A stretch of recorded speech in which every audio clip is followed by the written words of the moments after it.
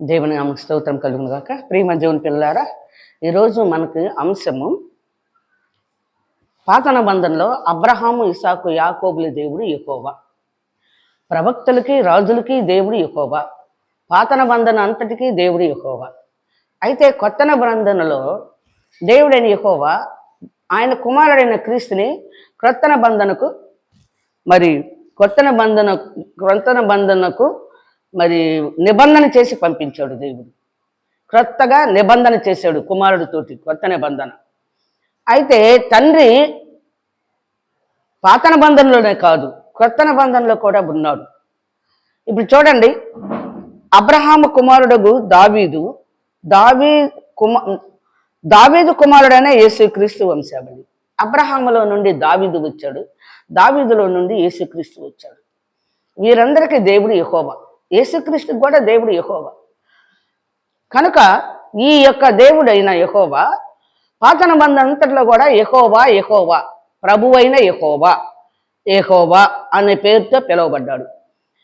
ఇప్పుడు క్రొత్త నిబంధనకు వచ్చేసరికి యేసు ప్రభు పుట్టినప్పుడు చక్కగా అక్కడ మరియముగా యోసేపులు కానీ మరియముతో కానీ మరి దూతలు అక్కడ మరి ఆ ప్రజలతో మాట్లాడేటప్పుడు దేవుడైన యెహోవా ఏ విధంగా మనతో మాట్లాడుతున్నాడు మనము లేఖనాల్లో చదువుకుందాం. మత్తయి సువార్త 1వ అధ్యాయము 18వ వచనం మనం చదువుకుందాం. యేసుక్రీస్తు జనన విధం ఎట్లనగా, ఆయన తల్లి అయిన మరియ యోసేపునకు ప్రదానం చేయబడిన తరువాత వారేకము కాకమునుపు ఆమె పరిశుద్ధాత్మ వలన గర్భవతిగా ఉండెను. ఆమె భర్త అయిన యోసేపు నీతిమంతుడై ఉండి ఆమెను అవమానపరచనొల్లక రహస్యముగా ఆమెను విడనాడను ఉద్దేశించను. అయితే మరియమ్మ యోసేపులకి ప్రధానమే జరిగింది, ఎంగేజ్మెంట్ అంటారు. ప్రధానం జరిగింది కానీ వారి కలయిక రాలా, ఇంకా వివాహం కాల, ఇంకా వారికి ప్రధానం జరిగింది, ఎంగేజ్మెంట్ జరిగింది. అయితే దేవుడైన యెహోవా ఆయన సేవకురాలైన మరియమ్మను మరి ప్రత్యేకించుకొని దేవుని కుమారుడిని ఆమె గర్భంలోకి పంపించాడు. ఆ వాక్యమే శరీరధారి కృపా సత్య సంపూర్ణంగా మన మధ్యకు వచ్చాడు. దేవుని మాట, దేవుని వాక్యము, దేవుని శబ్దము, ఆ శబ్దం ద్వారా లోకాలన్నీ సృష్టించాడు దేవుడు. దేవుడు మాట మరియమ్మ గర్భంలోకి పంపించాడు. వాక్యమే శరీరధారి కృపా సత్య సంపూర్ణంగా మన మధ్యకు దేవుడు మరియమ్మ గర్భంలో నుంచి యేసు ప్రభును మన భూమి మీదకి పంపించాడు. కనుక ప్రేమ దేవుని బిడ్డలారా, ఇక్కడ మనం లేఖనాల్లో చదివినప్పుడు అతడు ఆమె భర్త అయిన యోసేపు నీతిమంతుడై ఉండి ఆమెను అవమానపరచనొల్లక రహస్యంగా ఆమెను విడనాడ ఉద్దేశించను. అతడు ఈ సంగతులను గూర్చి ఆలోచించుకొనుచుండగా, నాకు ప్రధానమే చేయబడింది కానీ ఆమెను నేను వివాహం చేసుకోలేదు, ఆమెను నేను కలవలేదు కదా, కూడలేదు కదా, ఆమెకు గర్భం ఎలా వచ్చింది అని యోసేపు ఆలోచించుకుంటుండగా దేవుడైన యెహోవా, ప్రియమైన దేవుని బిడ్డలారా, ఆయన చూచుతున్న దేవుడు, వింటున్న దేవుడు, భూమి మీద ఉన్న మానవులందరినీ పుట్టించింది ఆయనే. కనుక ఆయన కనుదృష్టి కుమారుని మరి గర్భంలోకి పంపించాడు గనక, వాక్యాన్ని పంపించాడు గనక ఇప్పుడు దేవుడైన యెహోవా మాట్లాడుతున్నాడు. చూడండి, ఇక్కడ అతడు ఈ సంగతులను గురించి ఆలోచించుకొనిచుండగా, ఇదిగో యెహోవా దూత స్వప్నమందు అతనికి ప్రత్యక్షమై, ప్రభువు అన్న మాట, ప్రభువు అన్న చోట పెద్ద ప్రభువు యెహోవా అని చదువుకోవాలి మనం. ఇదిగో ప్రభు దూత స్వప్నమందు అతనికి ప్రత్యక్షమై, దావీదు కుమారుడు అయిన యోసేపు, నీ భార్య అయిన మరియను చేర్చుకున్నటకు భయపడకము. నీకు ప్రదానం చేయబడింది, ఎంగేజ్మెంట్ అయింది మీకు, కానీ ఆమె గర్భము, ఆమె నాకు నా శిష్యురాలు, ఆమె పవిత్రమైంది, పరిశుద్ధమైంది, ఆమె హృదయమును నేను నచ్చుకున్నాను కనుక నా కుమారుని పంపించడానికి ఆమె గర్భాన్ని నేను వాడుకున్నాను. ఆమె గర్భములోకి నేనే పంపించాను. నువ్వు భయపడద్దు, నువ్వు బాధపడద్దు, నువ్వు దిగులు పడద్దు, నాకు ప్రదానం చేయబడింది కదా, ఈమెకి గర్భం ఎలా వచ్చిందని నువ్వు ఆలోచిస్తున్నావు కదా, కనుక నువ్వు ఆ విధంగా నువ్వు ఆలోచించవద్దు. ఆమె గర్భము ధరించినది పరిశుద్ధాత్మ వలన కలిగినది. ఆమె గర్భము ధరించినది పరిశుద్ధాత్మ వలన కలిగినది. ఆమె యొక్క కుమారుని కనును తన ప్రజలను వారి పాపముల నుండి ఆయనే రక్షించును. కనుక ఆయనకు యేసు అని పేరు పెట్టుదు అనేను. యేసు అని పేరు పెట్టిన రక్షకుడు. యేసు అంటే రక్షకుడు. ఆమె ఒక కుమారుని కను కనును ఆమె ఒక కుమారుని కనును. ఆ కుమారునికి యేసు అని పేరు పెట్టండి. యేసు అంటే రక్షకుడు. ప్రియమైన దేవుని బిడ్డలారా, 3 వంశముల వారు నోవాహు సంతానము గనుక 3 వంశముల వారు తొలగిపోయి ఉన్నారు. ఎందుకంటే ఐగుప్తుకి ఇశ్రాయేలీలు వెళ్ళిన తర్వాత ఐగుప్తు ఆచారాలు సాంప్రదాయాలు నేర్చుకున్నారు ఇశ్రాయేలీలు. 70 మంది వెళ్ళి 40 లక్షల మంది అయ్యారు. 430 సంవత్సరాలకి 40 లక్షల మంది జనాలు అయిపోయారు. 6 లక్షల కాలిబలమే ధీటుగా నడవగలిగిన వారు. అలాగా ప్రియమైన దేవుని బిడ్డలారా, ఇశ్రాయేలీలు ఐగుప్తు దేశానికి వెళ్ళిన తర్వాత ఐగుప్తు ఆచారములను, ఐగుప్తు సాంప్రదాయాలను, ఐగుప్తు లోక మర్యాదలను అన్ని నేర్చుకొని దేవునికి కోపం రేపారు. ఇశ్రాయేలీలు కూడా చెడిపోయారు. ఇశ్రాయేలీలు కూడా పాపం చేశారు. దేవునికి ఇష్టం లేని పనులన్నీ చేశారు. అందుకనే దేవుడు తన ఇశ్రాయేలీలో మరియమ్మను ఏర్పాటు చేసుకుని కుమారుని ఈ లోకానికి పంపించాడు. జగత్ పునాది వేయబడక మునిపే దేవుడైన యెహోవా యొద్ద ఆయన జీవాధిపతిగా దేవుడు తన కుమారుని ముందుగానే ఏర్పాటు చేసుకున్నాడు. సృష్టి లేనప్పుడే, సృష్టి మొత్తం లేనప్పుడే దేవుడు తన కుమారుని ఏర్పాటు చేసుకున్నాడు. ఆ కుమారుని ఈ లోకానికి పంపించారు. ప్రభువు దూత వచ్చి చెప్తా ఉంది. యేసేపుతో ప్రభువు దూత అంటే యెహోవా దూత వచ్చి యెహోవా దూతను పంపించి ఆయన ఆలోచన, ఆయన తలంపులు చాలా వేదనగా ఉన్నాడు. ఈమె నాకు ప్రదానం చేయబడింది కనుక ఈమెను నేను వివాహం చేసుకోలేదు, ఈమెతో నేను కలవలేదు, కానీ ఈమె గర్భము ధరించిందంట. ఇది ఎలాగూ సాధ్యము కనుక నేను ఈమెను విడనాడాలి అనే ఆలోచనతో ఉన్నాడంట. అప్పుడు ప్రభు దూత వచ్చి దూత స్వప్నమందు అతనికి ప్రత్యక్షమై, దావీదు కుమారుడు అని యేసేపు, నీ భార్య అయిన మరియను చేర్చుకున్నట్టుకు భయపడకము. ఆమె గర్భము ధరించినది పరిశుద్ధాత్మ వలన కలిగినది. ఆమె ఒక కుమారుని కనును. తన ప్రజలను వారి పాపముల నుండి ఆయనే రక్షించును. కనుక ఆయనకు యేసు అను పేరు పెట్టుదు అనెను. ప్రియమైన దేవుని బిడ్డలారా, ఇప్పుడు మరియ దగ్గరికి వస్తాడు దేవుని దూత. ఇక్కడ చూడండి, ఇదిగో కన్యక గర్భవతి అయి కుమారుని కనును. ఆయనకు ఇమ్మానుయేలు అని పేరు పెట్టుదురు. అంటే దేవునితో మనకు సహవాసం లేదు గనక పరలోకం నుంచి కిందకి నెట్టి వేయబడిన దేవదూతలు పాపం చేసి లోకంలో ఉన్న మానవులందరినీ పాపం చేయించి దేవునితో మనకు సహవాసం లేకుండా చేసినాయి గనుక ఆ దేవదూతలు ఈ భూమి మీదకి వచ్చి దేవునికి తిరుగుబాటు చేసి పాపం చేయించుని పాపంలో మనల్ని పండిస్తున్నాయి కనుక దేవునితో మనకు సహవాసం లేదు. అందుని బట్టి దేవుడైన యెహోవా మరి తన కుమారుని మరియ గర్భంలోకి పంపించాడు. కన్యక గర్భవతి అయి కుమారుని కనును. ఆయనకు ఇమ్మానుయేలు అని పేరు. ఇమ్మానుయేలు అని పేరునకు భాషాంతరము, దానికి అర్థం ఏంటంటే దేవుడు మనకు తోడు. అంటే దేవునితో సహవాసం చేయటానికి అర్హులము కాదు, కానీ దేవుని కుమారుడితో సహవాసం చేయటానికి దేవుడు తన కుమారుని, తన ఉద్దేశంలన్నీ, తన ఆలోచనలన్నీ, తలంపులన్నీ, తనకు ఉన్న గుణగణాలన్నీ యేసు ప్రభులోకి పంపించి ఆయనతో మనం సహవాసం చేయటానికి ఇమ్మానుయేలు అని పేరు పెట్టమన్నాడు. అంటే ఇమ్మానుయేలు అంటే దేవుడు మనకు తోడై ఉన్నాడని అర్థము. యేసు ప్రభుతో మనం సహవాసం చేస్తే దేవునితో సహవాసము చేసినట్లే. కనుక ప్రేమ దేవుని బిడ్డలారా, ఇక్కడ ఆయనకు ఇమ్మానుయేలు అని పేరు పెట్టుదురు అని యెహోవా తన ప్రవక్తల ద్వారా పలికిన మాట నెరవేరునట్లు ఇదంతా జరిగెను. కనుక ప్రవక్తల ద్వారా ముందుగానే దేవుడిని యెహోవా బయలుపరిచారు. ఇదిగో కన్యక గర్భవతి. యెషయా గ్రంథంలో మనం ఒక మాట చూసినట్లయితే కన్యక గర్భవతి కుమారుని కనును. యెషయా గ్రంథంలో ఒక మాట చదువుదాం చూడండి. ముందుగానే దేవుడు తన కుమారుని పంపించేటప్పుడు మరి ముందుగానే ప్రవక్తల ద్వారా బయలుపరిచిన మాటలను మనం చదువుకుందాం. యెషయా గ్రంథము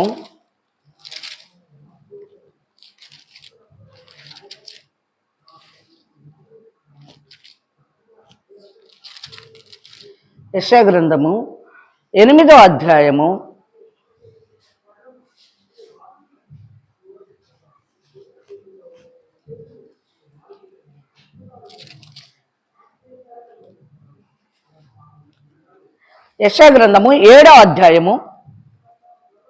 7వ అధ్యాయము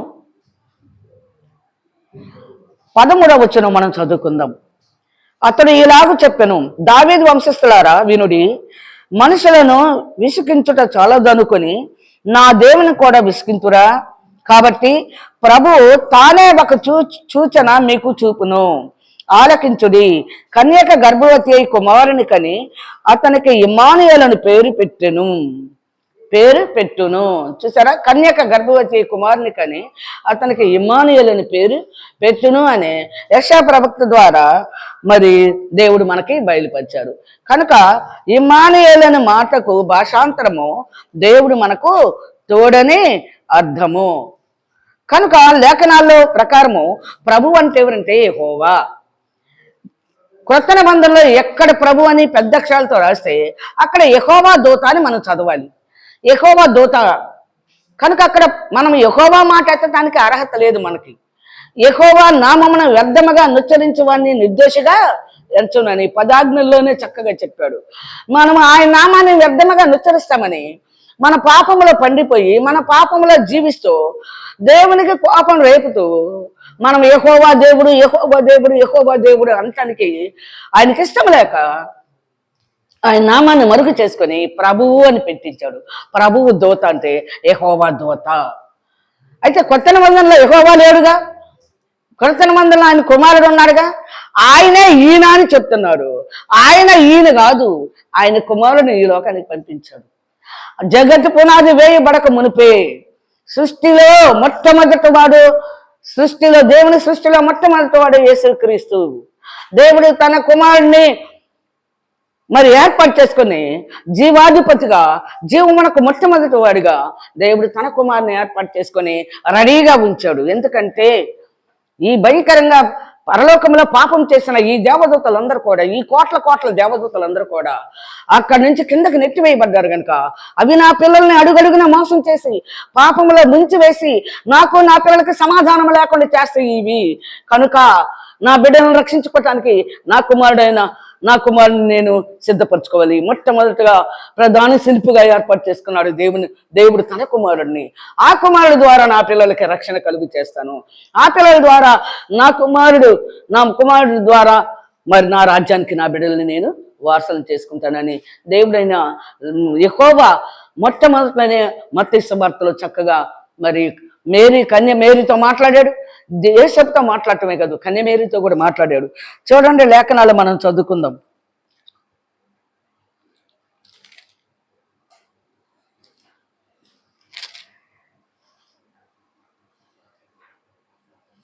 ఇక్కడ 2వ అధ్యాయంలో ఒక మాట చదువుదాం. చూడండి, 2వ అధ్యాయము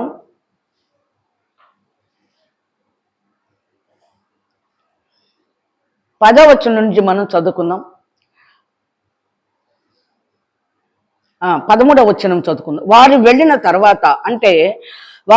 తర్వాత అంటే తూర్పు దేశపు జ్ఞానులు, యేసుప్రభు పుట్టిన తర్వాత తూర్పు దేశపు జ్ఞానులు అంటే వారు అశూరీయులు.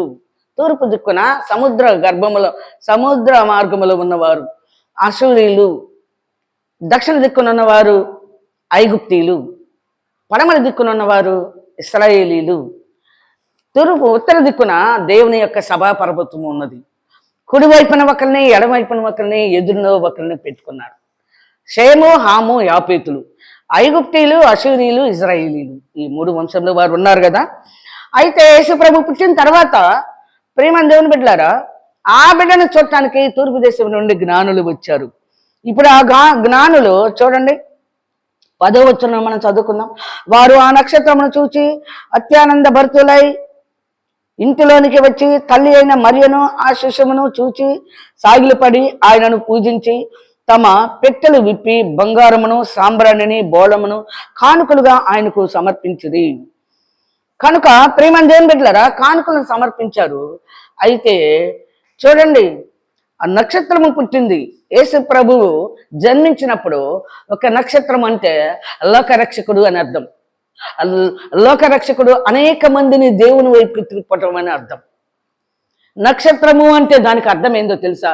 దానిని నక్షత్రం చేసుకొని దానిని సాగిలపడి దాన్ని వెలిగించడం, ఆర్పేయటం కాదు. నక్షత్రం అంటే ఆ లోకమునకు వెలుగిచ్చినది. యేసుక్రీస్తు పుట్టిన తర్వాత లోకమునకు వెలుగై ఉన్నాడు. అంటే ఈ యొక్క పాపంలో శాపంలో ఉన్న ఈ మానవులందరినీ రక్షించి ఆయన మార్గములలో నడిపించి ఆయన సత్యమును బయలుపరిచి ఆయన జీవములోకి నడిపించటానికి లోక రక్షకుడిగా మరియమ్మ గర్భములో నుంచి ఉద్భవించాడు యేసు. దేవుడే ప్రభు అయిన యెహోవా దూత ద్వారా బయలుపరిచిన మాటలు. తూర్పు దేశపు జ్ఞానులు యేసు ప్రభు పుట్టిన తర్వాత ఆ నక్షత్రమును చూచి ఎక్కడో మహానుభావుడు జన్మించాడు గనక ఆయనను మనము సేవించాలి, పూజించాలి అని తూర్పు దేశపు జ్ఞానులు వచ్చేశారు. అప్పుడు ప్రేమ దేవుని బిడ్డలారా, ఆ తూర్పు దేశపు జ్ఞానులు బయలుదేరి వస్తూ ఉండగా ఇక్కడ హేరోదు అనుకుంటున్నాడు ఈ తూర్పు దేశపు జ్ఞానులు చుక్క ఎక్కడుందో అక్కడికి వెళ్ళలేదు. ఆ ఇజ్రాయెల్ దేశంలో హేరోదు రాజు కనుక ఆ రాజు దగ్గరికి వెళ్ళి ఇక్కడ ఒక మహానుభావుడు జన్మించున్నాడు, ఆ తూర్పు దిక్కు నుండి మేము వస్తున్నాము, అదిగో నక్షత్రము వెలిచింది, ఆ నక్షత్రము దగ్గరికి వస్తున్నామని చెప్పారు. కనుక ఎక్కడో ఒక మహానుభావుడు జన్మించున్నాడు. ఆ నక్షత్రానికి సాదృశ్యం ఏంటంటే ఎక్కడో ఒక మహానుభావుడు జన్మించాడు అని అర్థం. ఒక రాజు జన్మించాడు, ఒక మహానుభావుడు జన్మించాడు, ఆయనని సేవించటానికి, పూజించటానికి, ఆయనకి మొక్కటానికి వచ్చాము అని చెప్తున్నారు. అప్పుడు హేరోదు చెప్తున్న మాటలు చూడండి. 13వ వచనం మనం చదువుకుందాం. తరువాత హేరోదు వద్దకు వెళ్ళవద్దని స్వప్నమందు దేవుని చేత శోధింపబడిన వారై వారు మరి ఒక మార్గమున తమ దేశంలోకి తిరిగి వెళ్ళిరి. 12వ వచనంలో మనం చూసినప్పుడు తరువాత హేరోదు నొద్దకు వెళ్ళవద్దని స్వప్నమందు దేవుని చేత బోధింపబడిన వారై వారు మరి ఒక మార్గమున తమ దేశమునకు తిరిగి వెళ్ళిరి. జ్ఞానులు వచ్చారు, మరి ప్రధానము యేసేపు మరియములు యేసు ప్రభుని తీసుకొని యేసు ప్రభు జనసంఖ్య వ్రాయటానికి కైసరి ఐగుప్తు వలన ఆజ్ఞ వచ్చినప్పుడు ఆ ఆజ్ఞకు వాళ్ళు అక్కడి నుంచి బయలుదేరి బెత్లెహేముకి వచ్చేసారు. అక్కడ జనసంఖ్య వ్రాస్తున్నారు కనుక అక్కడ ఆమె డెలివరీ అయిపోయింది. డెలివరీ అయిన వెంటనే ఆకాశంలో ఒక నక్షత్రము కనబడింది. ఆ నక్షత్రము ఈ తూర్పు దేశపు జ్ఞానులు ఎక్కడో ఒక రాజు జన్మించాడు, మహానుభావుడు, ఆయన యొద్దకు మనం వెళ్ళి మనం ఆయనకి మొక్కుకొని వద్దాం అనుకుని చెప్పి వారు ఎప్పుడైతే ఈ స్థలానికి వచ్చారో, ఆ యేసు ప్రభు పుట్టిన స్థలానికి రావాలనుకున్నారో మధ్యలో హేరోదు దగ్గరికి వెళ్ళారు. హేరోదు అతడు ఎక్కడో మహానుభావుడు జన్మించాడు, ఒక రాజు పుట్టాడయ్యా, ఆయనను సేవించడానికి మేము వచ్చాము అని అంటే, నేను తప్ప వేరొక రాజు ఉండకూడదు, అతను ఏ విధంగా రాజరికం చేస్తాడో నేను చూస్తా అని హేరోదు 2 సంవత్సరాల పిల్లలందరినీ కూడా సంహరించడానికి రక్తపాతం చేశాడు. అయితే తూర్పు దేశపు జ్ఞానులు ఆ హేరోదు దగ్గరికి వెళ్ళి వచ్చిన తర్వాత మరియమ్మ దగ్గరికి వచ్చి వారు కానుకలను కూడా సమర్పణ చేశారు. చూడండి, వారు వెళ్ళిన తర్వాత ఇదిగో ప్రభు దూత స్వప్నమందు యోసేపునకు ప్రత్యక్షమై హేరోదు ఆ శిశువును సంహరింపవలనని ఆయనను వెదకబోచున్నాడు గనక నీవు లేచి ఆ శిశువును ఆయన తల్లిని వెంటబెట్టుకొని ఐగుప్తునకు పారిపోయి నేను నీతో తెలియజెప్పు వరకు అక్కడనే ఉండమని అతనితో చెప్పాను. అప్పుడు అతడు లేచి రాత్రి వేళ శిశువును తల్లిని తోడుకొని ఐగుప్తునకు వెళ్ళి ఐగుప్తుల నుండి నా కుమారుని పిలిచి తిని కనుక ప్రియమైన దేవుని బిడ్డలారా, హేరోదు దగ్గరికి వెళ్ళిన ఈ యొక్క జ్ఞానులు హేరోదు దగ్గరికి వెళ్ళి సమాచారం చెప్పి అందించి హేరోదుకి అప్పుడు శిశువు దగ్గరికి వచ్చి మరియమ్మ యోసేపు దగ్గరికి వచ్చి ఆ పశువుల పాకలో ఉన్న ఆ తొట్టెలో పండుకొని ఉన్న ఆ బిడ్డను చూసుకొని బంగారము, వెండి, సాంబ్రాణి, బోడం వాళ్ళకి ఇచ్చేసి వారు తిరిగి వెళ్ళిపోయారు. అయ్యే దేవదూత చెప్తుంది, మీరేక ఇటు పోవద్దు హేరోదు దగ్గరికి, మళ్ళీ సమాచారం నువ్వు చెప్పాల్సి వస్తుంది, ఎక్కడ పుట్టాడా ఎక్కడ ఉన్నాడని. మీరు ఇక్కడ మళ్ళీ వచ్చిన దారిని వెళ్లకుండా వేరే దారిని వెళ్ళమని చెప్పారు. వెళ్ళిపోయిన తర్వాత ఇప్పుడు ప్రేమ దేవుని బిడ్డలారా, దేవుడైన యెహోవా దూత ద్వారా యోసేపుకు మరియలకు ప్రత్యక్షమయ్యి చక్కగా దేవుని దూత ద్వారా తెలియపరుస్తున్నాడు. ఏమని? వారు వెళ్ళిన తర్వాత ఇదిగో ప్రభు దూత స్వప్నమందు యోసేపునకు ప్రత్యక్షమై హేరోదు ఆ శిశువును సంహరింపవలనని ఆయనని వెతుకుపోచున్నాడు గనక నీవు లేచి ఆ శిశువును ఆయన తల్లిని వెంటబెట్టుకొని ఐగుప్తునకు పోయి నేను నీతో తెలియజెప్పు వరకు అక్కడనే ఉండమని అతనితో చెప్పాను. అప్పుడు అతడు లేచి రాత్రి వేళ శిశువును తల్లిని తోడుకొని ఐగుప్తునకు వెళ్ళి ఐగుప్తుల నుండి నా కుమారుని పిలిచి తిని ఐగుప్తు నుండి దేవుని కుమారుడని యేసు ప్రభువుని మరలా బెత్లెహేముకు పిలుచుకొచ్చాడు, యూదు 12 గోత్రాల వారి దగ్గరికి. ఐగుప్తు ఎవరంటే నోవాహు రెండో కుమారుని సంతానము. ఐగుప్తీయులు నోవాహు రెండో కుమారుని సంతానము. కనుక ఐగుప్తీయులు అన్ని జనులుగా ఉన్నారు కనుక ఇజ్రాయేలీలు ఐగుప్తు దేశానికి వెళ్ళారు. ఇజ్రాయేలీలు అంటే మొట్టమొదటి కుమారుడు నోవాహు మొట్టమొదటి కుమారుడు షేము, దేవుడి స్తుతులందును గాక. షేములో నుంచి అబ్రహాము, ఇస్సాకు, యాకోబులు వచ్చారు. హాములో నుండి అన్ని జనులందరూ వచ్చారు. యాపేతులో నుండి అశూరీయులు వచ్చారు. కనుక ప్రేమ దేవుని బిడ్డలారా, ఈ 3 వంశముల వారు భూమి అందంతటి వ్యాపించారు. ఈ 3 వంశముల వారికి సమాచారం అందిస్తా ఉన్నాడు యెహోవా దేవుడి దూత ద్వారా సమాచారం అందిస్తున్నాడు. హేరోదు ఆ శిశువుని చంపాలని ఆలోచించినప్పుడు దేవుడు యెహోవా దూత, ప్రభు దూత అంటే యెహోవా దూత ఇదిగో ఈ బిడ్డను చంపాలని చూస్తున్నాడు కనుక మరియమ్మను మరి నీవు తీసుకొని ఆమెను ఐగుప్తు దేశానికి వెళ్ళిపో. ఐగుప్తులో నజరేతు అనే ఊరిలో పెరిగాడు యేసు. ఐగుప్తును ఆనుకొని ఉంటది. ఈ గుంటూరుకి స్వర్ణభారత నగర్ ఎట్లాగో ఐగుప్తు దేశంలో మరి నజరేతు అనే ఊరు, అది ఆ నజరేతు అనే ఊరు ఉంది. ఇక్కడ స్వర్ణ భారత నగర్ ఎలాగో గుంటూరుకి స్వర్ణ భారత నగర్ ఎట్లా ఉందో ప్రక్కన, ఆ విధంగా ఐగుప్తుకు ప్రక్కనే ఉంటది నజరేతు. ఆ నజరేతులో పెంచుకున్నాడు, పెంచారు. కాస్త పెద్దోడైన దాకా అక్కడే ఉన్నాడు యేసు ప్రభు. అందుకే నజరేయుడైనా యేసు అనే పేరు ఆయనకు వచ్చింది. కనుక ప్రభు దూత, దేవుని దూత, యెహోవా దూత యేసు ప్రభుని చంపనీయకుండా సమాచారం అందిస్తూ ఉన్నాడు. ఈ విధముగా ప్రేమ దేవుని బిడ్డలారా, యేసు ప్రభు పెద్దవాడైన తర్వాత అప్పుడు మళ్ళా బెత్లెహేముకి రావాలని ఆలోచించినప్పుడు ఇక్కడ మళ్ళా ప్రభు దూత ద్వారా బయలుపరిచి, ప్రభు దూత ద్వారా ఏం బయలుపరిచిందంటే, ఇదిగో హేరోదు తమ్ముడు పరిపాలన చేస్తున్నాడు, ఇప్పుడు కుమారుని తీసుకొని రావద్దు, ఇక్కడికి కుమారుని తీసుకొని రావద్దు, మీరు గలిలయ ప్రాంతంలో ఉండండి అన్నాడు. గలిలయ ప్రాంతం కూడా అన్ని జనుల ప్రాంతమే. ఆ ప్రాంతంలో యేసు ప్రభు పెరిగి పెద్దవాడయ్యాడు. కనుక ప్రేమ దేవుని బిడ్డలారా, ఇదిగో ఇక్కడ మనం చిన్న వాక్యం చదువుకొని ముగించుకుందాం. అప్పుడు అతడు లేచి రాత్రి వేళ శిశువును తల్లిని తోడుకొని ఐగుప్తునకు వెళ్ళి, ఐగుప్తులో నుండి నా కుమారుని పిలిచి తిని అని ప్రవక్తల ద్వారా ప్రభు సెలవిచ్చిన మాట నెరవేర్చబడినట్లు హేరోదు మరణం వరకు అక్కడ ఉండెను. కనుక ప్రేమ దేవుని బిడ్డలారా, హేరోదు మరణమైన తర్వాత కూడా ప్రభువు దూతను పంపించి హేరోదు మరణం అయ్యాడు, బిడ్డను తీసుకొని రండి అని చెప్పారు. అంటే ప్రభు యెహోవా కొత్త నిబంధనలో యెహోవా లేడా? కొత్త నిబంధనలో ఆ దేవుడే ఆయనే కుమారుడుగా వచ్చాడు అనుకోవాల్సిన అవసరం లేదు. ఇక్కడ ప్రభు అంటే యెహోవా. ఈ ప్రభు అయిన యెహోవా దూతను పంపిస్తూ ఆయన సమాచారము అందిస్తూ ఉన్నాడు. మరియమ్మకు కానీ, యేసేపుకు కానీ, జ్ఞానులకు కానీ, ప్రేమ దేవుని బిడ్డలారా, సమాచారం అందిస్తూ ఆయన కుమారుడిని జాగ్రత్తగా కాపాడుకున్నాడు. కనుక గలిలయ ప్రాంతంలో వారు నివాసము చేశారు. పెద్దవాళ్ళు అయినప్పుడు దాకా కూడా, యవన ప్రాయం వచ్చినప్పుడు కూడా గలిలయ ప్రాంతంలోనే ఉన్నారు. ప్రేమ దేవుని బిడ్డలారా, గలిలయ ప్రాంతంలో మరియమ్మ యేసేపులకి ఇంకా పిల్లలు పుట్టారు, ఇంకా కుమారులు ఉన్నారు, కుమార్తెలు ఉన్నారు. పెద్దవాడు యేసు. కనుక యెరూషలేము దేవాలయంలో అక్కడ జరిగే క్రమం అంతటి ప్రకారము యేసు ప్రభువుని మరియమ్మ యేసేపులు అలవాటు చేశారు. యెరూషలేము దేవాలయం యెహోవా మందిరానికి అలవాటు చేశారు. అక్కడ జరిగే క్రమం అంతటికి హాజరయ్యాడు. బిడ్డను తీసుకొని యేసు ప్రభుని హాజరయ్యి తర్వాత ఇంకా పుట్టిన పిల్లలను కూడా యెరూషలేము దేవాలయానికి తీసుకొచ్చి అక్కడ జరిగే క్రమం అంతటికి హాజరు చేశారు.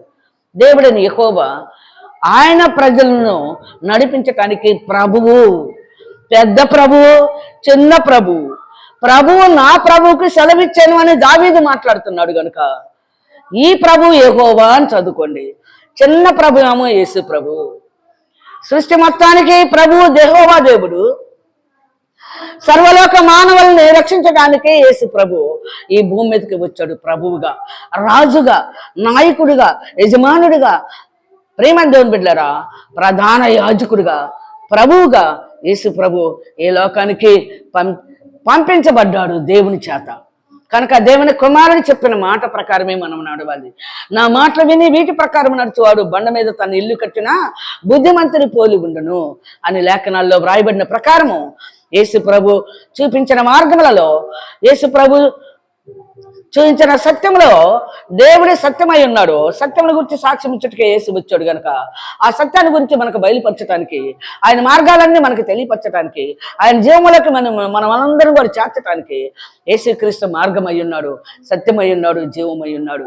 కనుక నీవు నేను మనందరూ కూడా యెహోవా పాత నిబంధనలో యెహోవా, కొత్త నిబంధనలో యేసు ప్రభు, ఆ యెహోవా ఏడుకొచ్చాడు త్రియాక దేవుడు అని మనం అనకూడదు. ముగ్గురు దేవుని చేసామనుకో, మనము ముగ్గురు దేవుని చేసామనుకో ఇక లోకంలో కలిసిపోయినట్టే. ఒకే ఒక్క దేవుడు, అద్వితీయ దేవుడు, అద్వితీయ కుమారుడు, అద్వితీయ దేవుణ్ణి మనం అంగీకరించి ఆయనకు స్తుతులు ఆరాధనలు చేసుకుంటూ కుమారుడు చూపించిన అద్వితీయ కుమారుడు చెప్పిన మాటల ప్రకారమే మనం నడుచుకొని, ఆయన సత్యంలో మనం నడుచుకొని, ఆయన జీవంలో ఉన్నట్లుగా మనం కూడా జీవంలోకి ప్రవేశించినట్లుగా మనం అందరం కూడా సిద్ధపడి అనేక మందిని సిద్ధపరచుకుందాం. దేవుడు తన వాక్యము దీవించునుగాక.